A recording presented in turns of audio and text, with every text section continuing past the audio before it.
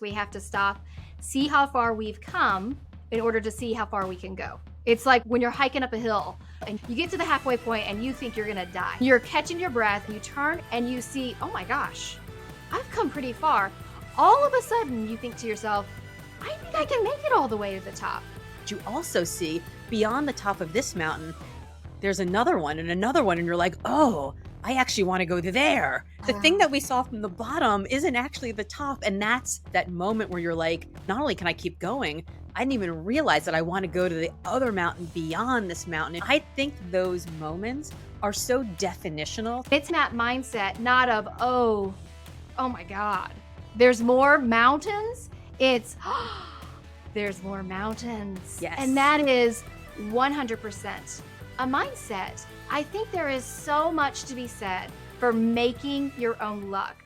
Hello, everyone, and welcome to the Intentional Advantage podcast. I'm your host, Tanya Dalton. This is episode 288. We're going to be talking about making your own luck. Now, I know a lot of you feel like luck is one of those things where you're either a lucky person or you're an unlucky person. But the truth is, you get to make your own luck through your choices, through how you decide to operate through this world. And I think that's really powerful. When you decide that you want to make your own luck, it's really choosing to step into your own power. So today on the show, I have Laura Gassner Otting. Laura is an amazing woman who has just had her book come out, Wonderhell. During its debut week, it hit number 2 in the Wall Street Journal bestsellers list, which is amazing. My friend Laura's secret power is seeing your greatness and reflecting it back to you. And that's really what she does in her book. She is frequently on Good Morning America, The Today Show, Harvard Business Review, Oprah Daily. She is a founder of a tech startup. She has run and sold her own global search firm. She is an incredible woman. We're going to be talking about reconciling the receipts, borrowing confidence, choosing your identity, and even why it's okay to be the world's most okayest mom. Full permission on today's show, so let's go ahead. Let's get started. There's a spiritual art to work and life. I'm not talking about sitting in silence on a mountaintop or chanting mantras for hours a day, but finding meaning in your work in everyday life can increase your productivity, boost your happiness, and yes, make you feel so much better about your days. I'm Tanya Dalton, a best-selling author, motivational speaker, 7-figure entrepreneur, and oh yeah, wife and mom. So I get it. I understand the stress of daily life. But as a productivity expert, I'm here to help you choose the extraordinary life. This season, we will be exploring work, parenting, personal growth, and more. Because when you choose to be intentional, every day can be filled with meaning. Let's create the world we want our daughters to live in. This is the Intentional Advantage. Laura, I am so excited to have you here today. I have to tell you, I watched you earlier on Good Morning America, and it was so fun getting to see you talking about your book, and it was amazing. So amazing. I'm just so proud of you. She get to see me fangirling with Robin Roberts when she's like, I love you. And I was like, I love you too. She said she loved your writing. So she is, I think, one of the warmest and loveliest and abundant and generous people I've ever met. This was my 4th appearance on Good Morning America. And when I came, it was my 3rd time in studio, my 2nd time with Robin. And when I was there in January with her, I came home and I said to my husband, like, I could learn so much about how I show up in the world with other people because, I mean, you know, I know the show was about intentionality, right? And so she shows up and my segment is 4 minutes and it's part of like 4 hours for her. So she has a million billion things going on. And I can tell you that in those 4 minutes, I have a million billion things going on, but just about the 4 minutes. So the fact that she has it for every one of those 4-minute segments all morning, every morning, and yet she still stops and she is incredibly present and she looks you in the eye and she says, I'm so glad you're here. I'm so glad you're here today. I've been looking forward to seeing you. And you're just like, wow, I wanted to do well, but now I want to do even better because of you. Like she's so gracious and abundant, and it just makes you want to be even better because of her. I mean, it's we could all learn so much about how she moves through the world. Yeah, I feel like that shines through. Have you seen her master class? Her master class is so good. It's so good. So what I love about this is a lot of times, and you and I run in circles where you get to meet people who maybe are well known, and then you meet them and you're like, oh, yeah. It's so Yes. nice to meet somebody that you're like, oh, you are who you said you were, and I like you. I like you even more. Even more. I mean, they say like never meet your heroes, right? But like Yeah. I mean, wow, she was a hero of mine before. She's even more of a hero of mine now. She's just incredible. But like I've met a ton of people, as have you, in the green room of some of these events, and they get on stage and they preach love and kindness and generosity, and they are the most selfish, narcissistic, Yep. scarcity-minded people, and you're just like, really? Like it must be so exhausting. Like I have a theory that we're not all tired from doing too much. We're tired of doing too much that doesn't actually matter to us, right? We're tired of Mm, the costume changes and the code shifting and how we have to be one person at work and one person at home. And I think about these people who have very public images and the ones that are so very different in private than they are in public. That's got to be exhausting. Like I have people all the time that are like, "You're the same person on stage as you are behind the scenes," and I'm like, "Yeah, I don't know how to be any other me." But yeah. whew, I feel the same way. Alignment is so important to me. I call it reconciling the receipts. When I go to bed at night and my head hits the pillow, I have to reconcile the receipts. I have to go through the different actions I did throughout the day, the different interactions I had throughout the day. And do I feel like that's aligned with who I want to be and how I want to move through the world? And if it's not, that's not okay. I'm going to be up. I'm not going to be yes. able to go to sleep unless my books are reconciled. And I think it's so important. And there are so many people who go through life unaligned. And I don't know how they do that. It feels like that takes so much more effort. It takes so much more work to hold up a facade versus just being you. But I think part of that is being comfortable in your skin. So I'm 52, and I so my mom used to call them the FU Forties, right? Like you get through your 40s and you're like, well, I mean, I'm probably not going to get much worse, I hope. I'm probably not going to get much better. I mean, if somebody gives me good, solid, like constructive criticism and feedback, I'll go to school on it for sure. But for the most part, I'm pretty much this is who I am. I might get a little better on the edges, but this is much who I am. And like either you like me or you don't. I'm either for you or I'm not your people. And that's okay because there are Yeah. billions of people in the world that all of us are going to find our people. But I spent a lot of my first few decades of my life worrying so much about impressing people so that I didn't even find impressive back.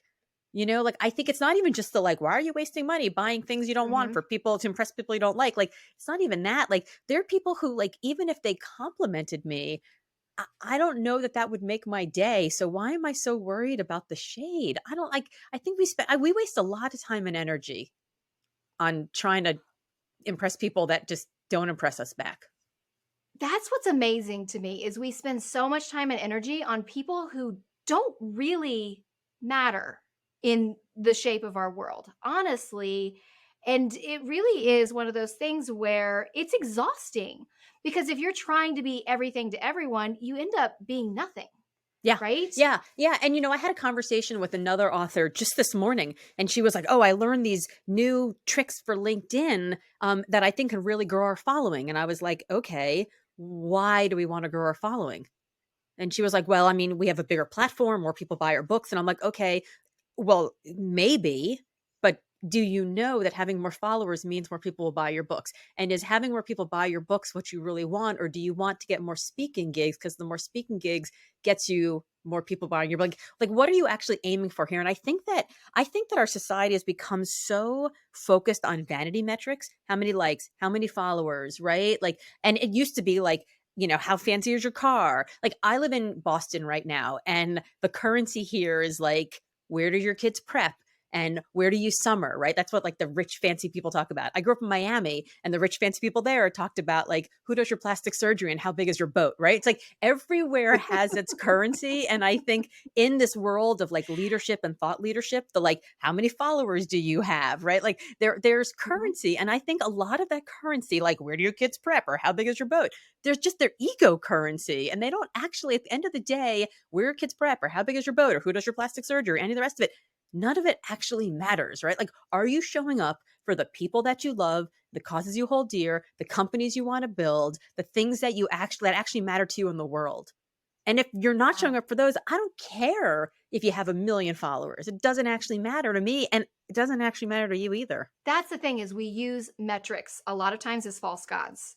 And Mhm. then we're looking at these metrics and they don't even count. I mean, this is part of the reason why my listeners know I left social media because Yeah. I feel like you get caught up in that game of how many followers do I have? What is, what is how many people have commented? Did people like this? And if they didn't like it, what did I do wrong?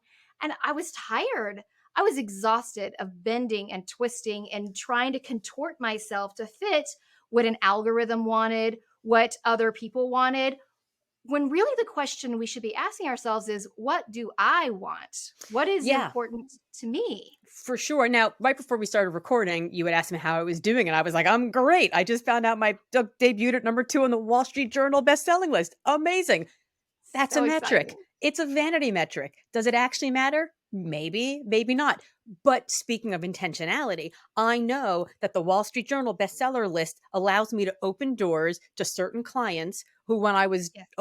when I was a Washington Post bestseller, were like, "Oh, that's nice." Now they're like, "Oh, that's impressive. Let's have a conversation with her." We have a short list of people we're bringing in for this event. They're all Wall Street Journal, New York Times, etc. Like I know that there are certain metrics that will get me in a door into a room that I would not have been taken seriously in before. So I spent the last, Mhm. 6 months hustling my rear off to be able to get that metric, that checkbox, because it intentionally puts me in a place that I wouldn't be in otherwise.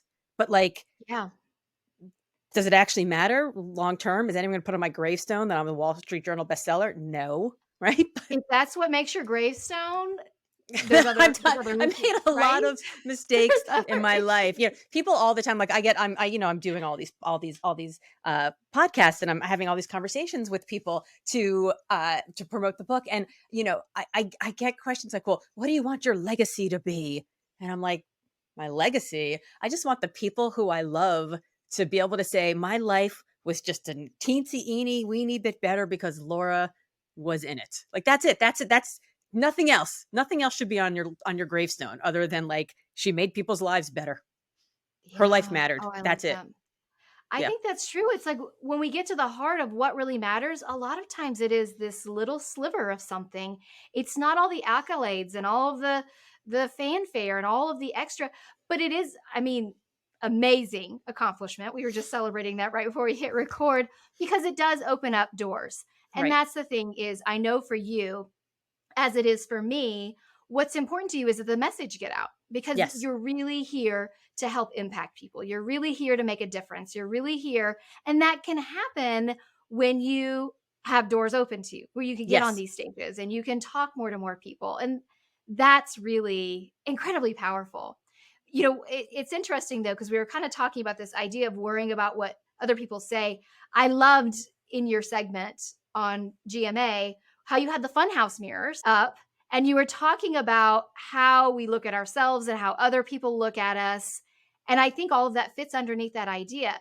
You called it the looking glass theory. I Yes. wanted you to talk about that here really quickly because I felt like it was really powerful. So the looking glass theory is not mine. It's a 120-year-old theory in psychology that says we are not who we think we are, and we're not who others think we are. We're who we think others think we are. And I'll repeat it again because I know it's that you were just like, what? We're not who we think we are, and we're not who others think we are. We're who we think others think we are. So when we walk into a room that we've never been in before, right? The room that I can get into now, I'm going to walk into that room and I'm going to be like, I wonder if these people are looking at me going, did she really deserve it? Did she really get the numbers? Was it really true? Is the book really good enough? If I'm thinking that about the people in that room, if I'm thinking they're thinking about me, what do I have? I have imposter syndrome If I walk into that room and I say, all these people are like, wow, she did it. Number two, amazing. First new book, like on the list, only list that week, one of only 3 women. Amazing. She's a rock star. I'm going to walk into that room and I'm going to be like, yeah, man, I belong here. Right. So this Wow. idea that we're not who we think we are, we're not who others think we are, but we're who we think others think we are, is why a lot of times we walk into places we've never been before and people look at us and we go, oh, they think I don't belong. And then suddenly, boom, imposter syndrome. We start projecting other people's stories, other people's ideas on us when we don't even know what it is. Yes. Which is why I Yes. love the whole funhouse mirror concept, because it's so distorted when really the only mirror that matters is your own mirror. Right. And so what do? When I wrote Wonderhell, I wrote it because I found myself in Wonderhell. And so I talked to 100 glass ceiling shatterers, Olympic medalists, startup unicorns. And I was like, how do we get out of this moment where like, it's amazing, it's great, it's wonderful. And also I'm full of stress and anxiety and fear and uncertainty and imposter syndrome. And here's the bad news. What I found out is that you don't get out of it. You can't, the answer isn't just like, you know, put your shoulder down and work harder and lean in and rise and grind and survive it. The answer is actually on the other side of this wonder hell is just the next one and the next one, or if we're lucky, the next one after that. So we need to learn how to thrive in it. And one of the things that I learned from these people that I talked to was that the way that they turn things around in the funhouse is that they talk to themselves about times in their life when they were successful. I was able to accomplish this. I was able to accomplish that. I was able to accomplish the next thing, which then tells me that now that I'm in a place where I've never been before, everything that got me to here isn't going to be enough to get me to there. But it tells me that I know how to create systems and habits and structures intentionally that will Mhm. help me build the foundation I need to get to the next place. So even though I'm not good at the next thing, it's not that I'm not good at it. I'm just not good at it yet. And so rather than having imposter syndrome, they go, oh, I'm just at a place where I get to learn about what's coming next. And that really changes everything because they change it from this limitation to an invitation. Yeah, I like that because I talk a lot too about the breadcrumbs. So we have to stop and do reflection on a regular basis. We have to stop, see how far we've come in order to see how far we can go. It's like when you're hiking up a hill, right? You're hiking up a hill and you get to the halfway point and you think you're going to die. Your legs are burning and you just feel like I need to turn back around. And you're catching your breath and you turn and you look and you see, "Oh my gosh, I've come pretty far." All of a sudden you think to yourself, I think I can make it all the way to the top. But if you didn't stop and look at how far you'd come, you would never believe you're going to make it to the top. Well, and you know what else happens? Like when you're at the bottom of a hill and you look at the top of the mountain, you go, I want to go there because that's what you see from the bottom. And then you start hiking and hiking and hiking. You get halfway up and you're like, my legs are burning. I think I'm going to die. I don't think I could do it. Let's just stop right now to this like, beautiful vista with the little sign, right? Scenic outlook. And you look over out at the sign and what do you see?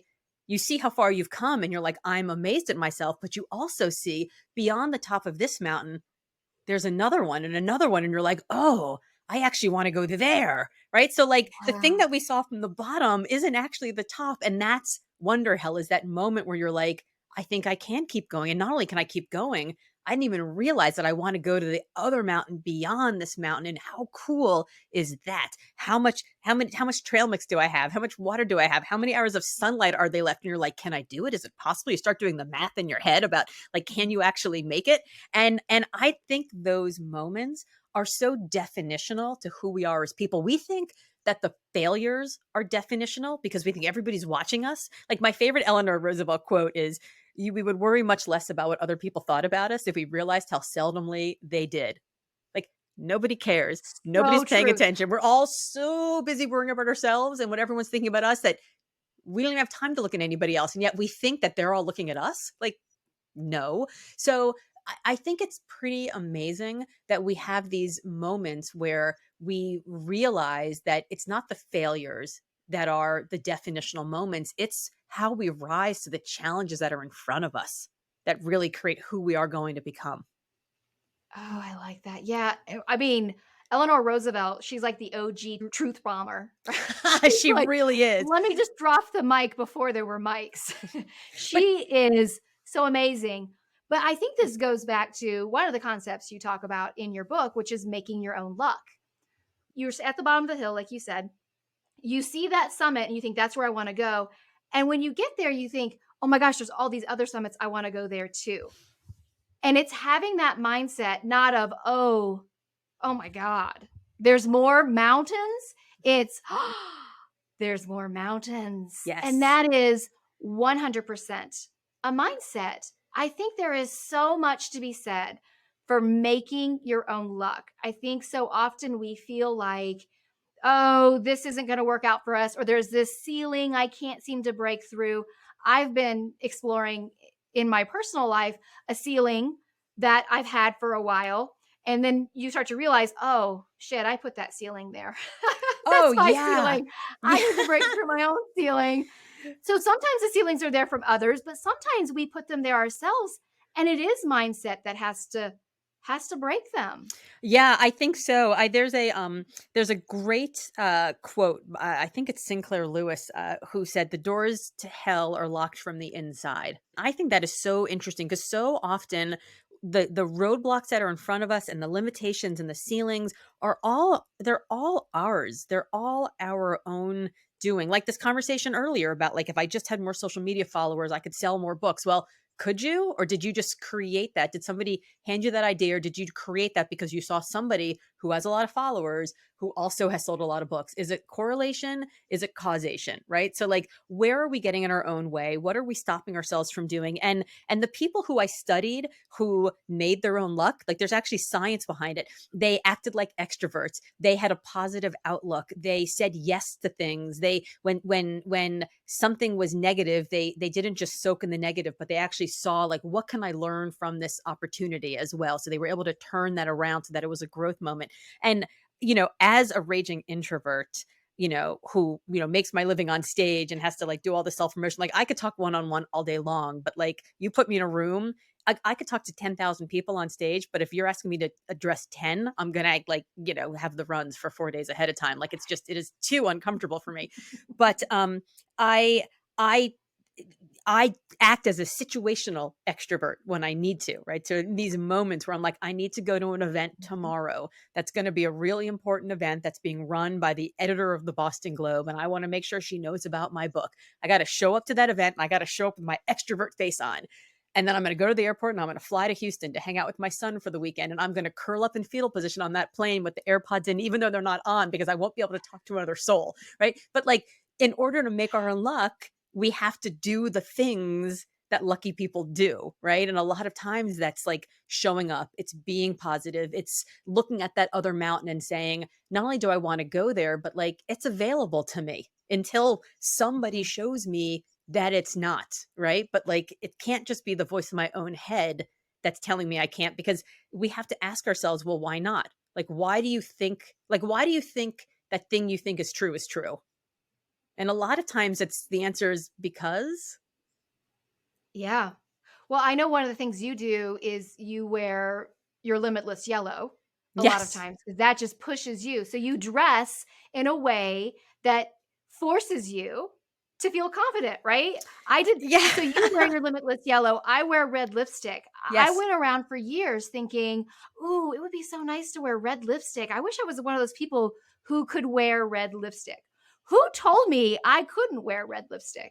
And I realized one day that people who I've just met have no idea whether I'm a red lipstick wearer or not. So what if I just start wearing it?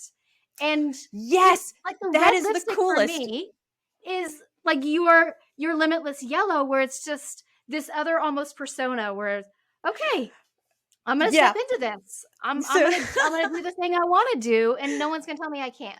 okay, here's what I love about that. I'm sitting here today wearing like, like a workout tank, and it's been a busy day. I haven't showered since I worked out this morning at 8 a.m. I'm disgusting. I'm glad this is like video and audio and not like smell-o-vision, because it's not good. But I had a similar day like this about 6 months ago where I was like, it was 6 p.m. and I was stanky, and my teenager had come home from high school, and I just gotten the my new speaker reel. And my new speaker reel is like, Good Morning America, Today Show, me going out on stage wearing head to toe yellow. Ha! Like, welcome to the stage, stage, stage, stage. Like, it's just, like this major, like, I look like a wide world wrestling, it's just amazing. It's just bigger than life. And I showed it to my teenager and he cackled, like cackled during the entire thing. And I was like, what? Why is it so funny? And he's like, Mom, he's like, that video makes you look like that's how you like it makes you look like you make dinner every night in your like head to toe You're yellow yellow. in your like platform 4-inch I heels and your brought like hair and dinner. your right, like, hello, dinner, dinner, dinner, right? He's like, people don't know that you're you. They don't see this. Mhm. And so it's a really interesting thing. Like when you show up in the world in your red lipstick, you walk in and people just assume that you are fabulous red lipstick Tanya all the time. Mhm. They don't know. They don't know. Here's the other thing that I think is really interesting. There are studies that show that if you say I am a smoker, you are less likely to quit smoking than if you say I smoke. Right? So like Yes. I am a Mhm. smoker is identity. I smoke is just like a bad habit. And when people see you smoking, they don't think she is a smoker. They think she smokes. So they don't know that you've been doing it for 30 years, that you've been doing it for 30 days. They don't know that it's something you've quit and you failed. They don't know that it's just your first cigarette. They just see you doing it once. So when people see you wearing red lipstick, they're like, she's a red lipstick gal, right? Like you are like that. You can become the person who you want to be. And it's not even a fake it till you make it thing because I am the person who shows up on stage wearing all yellow. I'm not that Yep. person all the time, but the more I show up on stage larger than life, head to toe wearing bright yellow, the more I can reach in and find that person whenever I need to access her. So it's not this fake it till you make Oh, it because I'm not faking it. She's in there. no. I'm just learning how to No. like, harness her more often.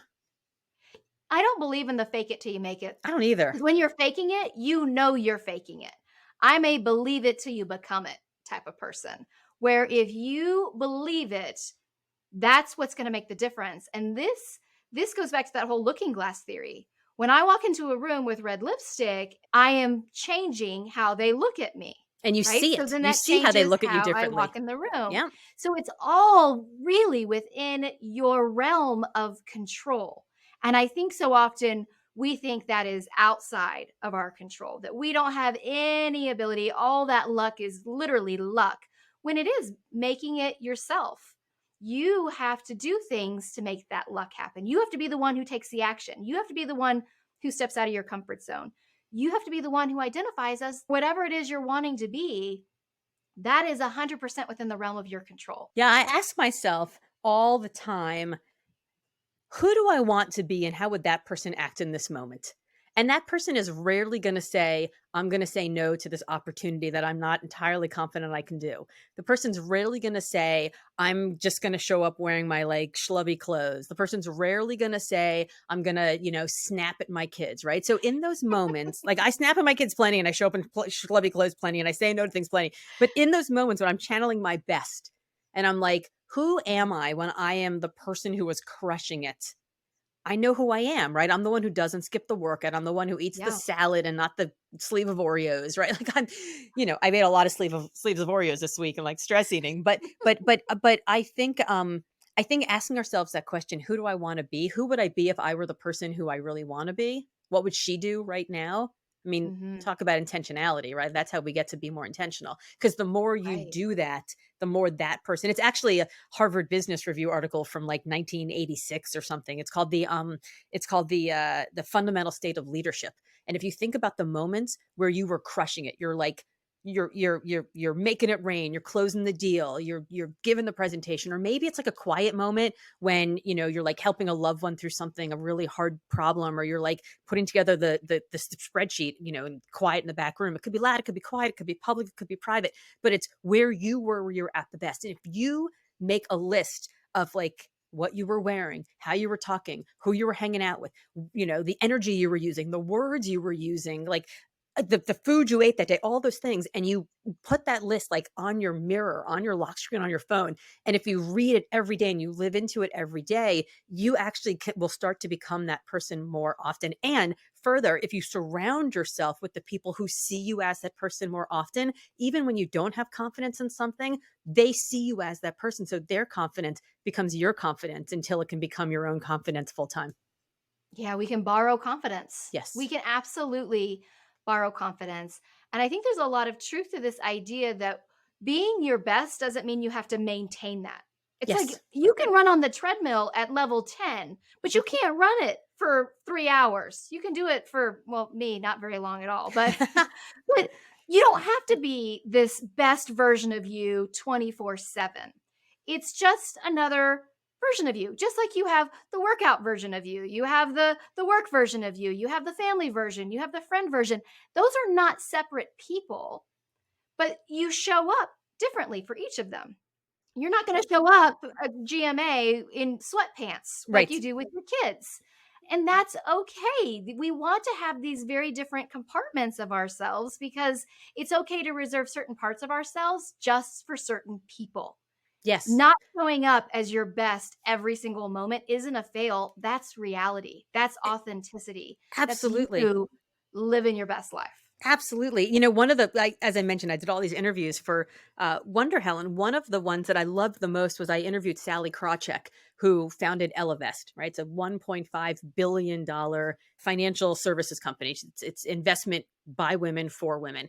And she said at one point, she's like, I spent decades crushing it on Wall Street. I was, like, I was one of the quote unquote biggest men on Wall Street, right? And I'm a woman. She said, and there was a day that I realized, I'm a mom, I'm a wife, I'm a sister, I'm a daughter. She's like, I realized that if I was going to crush it in my work, I needed to just be okay at home.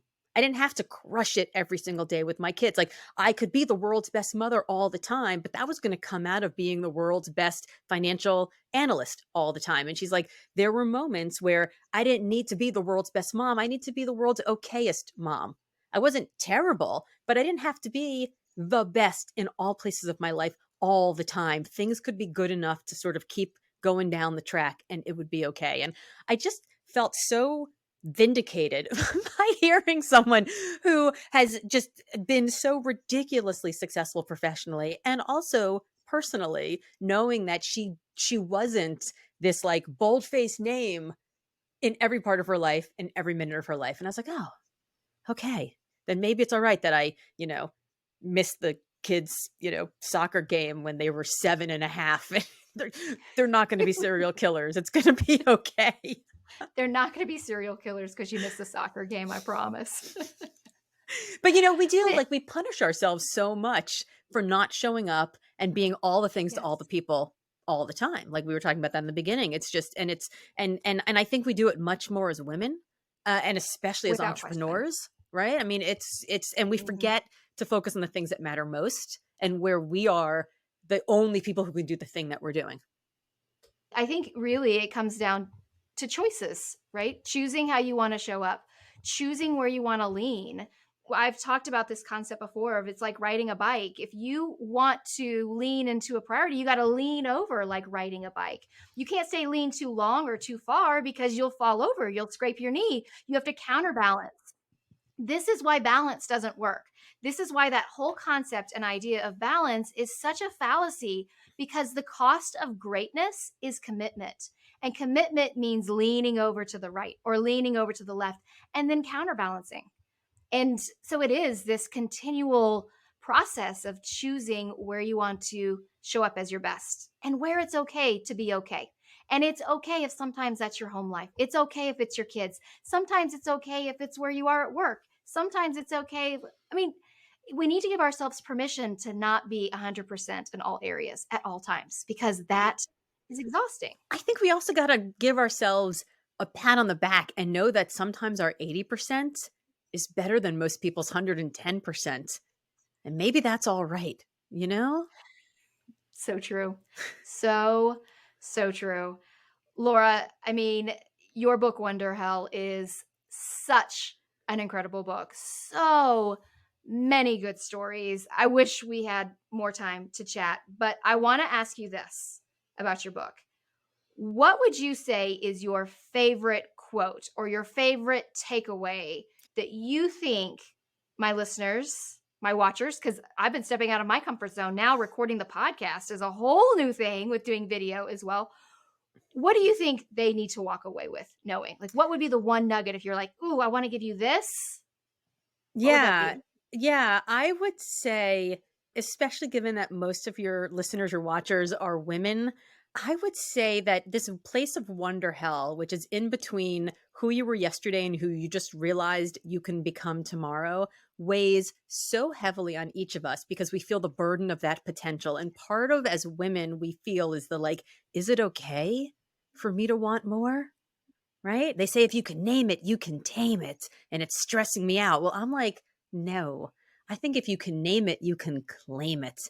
And if showing up more, if having more money, more time, more resources, more leverage, more power, more network, more knowledge allows you to show up better for the people you love and those causes you hold dear and the companies we want to build, then I say it's not your ambition, it's your responsibility. Like, let's go for it. Let's embrace our ambition and take back that word because it's not a dirty word. No, it is not. And if we can take that back and we can step into our power, that's everything. I love it. I love it. The book is so good. I am so proud of you. Thank Laura, you. please tell everyone where they can connect with you and where they can get the book. Sure. So my name is Laura Gassner Otting. All my friends call me LGO. So you can find me on all the socials at Hey LGO, HEYLGO. The book is on Amazon, Barnes and Noble, bookshop.org for independent booksellers, and really everywhere fine books are sold. Thank you so much for coming on and having this conversation with Well, me thank you today. so much, Tanya. I loved it. I think that takeaway that Laura left us with was so powerful. That whole concept, that whole idea of making your own luck, it is about reclaiming your power. It's about choosing who you want to be. And all the things we talked about, choosing your identity, borrowing confidence, even if borrowing confidence means borrowing it in what you're wearing, whether it's red lipstick or wearing an all yellow outfit on stage, really making those choices of where you want to lean in your life. Those are choices. And a lot of times we've lost sight of our power of choice. I want to encourage you today to grab hold of your power of choice, to grab hold and make your own luck. You've probably heard me say before, the opposite of stuck is not unstuck. There's not a magical moment where all of a sudden, the angels sing on high and the clouds part. The opposite of stuck is action. So, what action are you going to take today? What's something you can do that's small, 10 minutes, 5 minutes, that'll get you started making your own luck? It's probably going to be something that's a little bit out of your comfort zone, and that's okay. I know for me, doing these podcast episodes on video, that's out of my comfort zone. I've done 280 some odd episodes without doing video, and now here I am on video. Those of you watching on YouTube, this is kind of a new thing for me. Those of you listening to your podcast player, head over to YouTube and check it out because this is you getting to see me step out of what I've always done. I have always done the podcast on just audio. So it is a choice. It's choosing to shift. It's deciding I want to lean into a different area. It's seeing a different summit and making that decision that I'm going to climb that. So that's where I am now, climbing my summit, the next summit. And each time, as Laura said, you get to a summit, there's a new one heading your way. Now, if you want to get a hold of Wonderhell, it's available anywhere books are sold. And I'll have all the links to connect with Laura on my show notes. I want to encourage you to go there. Today was amazing. And I hope that you feel like you have the ability to make your own luck. Because when you make the decision, when you choose to take action, when you choose that you are in charge of making your own luck, that's when you've got the intentional advantage. Ready to take action on what we talked about on today's episode? The easiest way to get started is my free Take 5 challenge. 5 minutes a day for 5 days. That's it. And yet it will boost your productivity and double your happiness, I can promise you.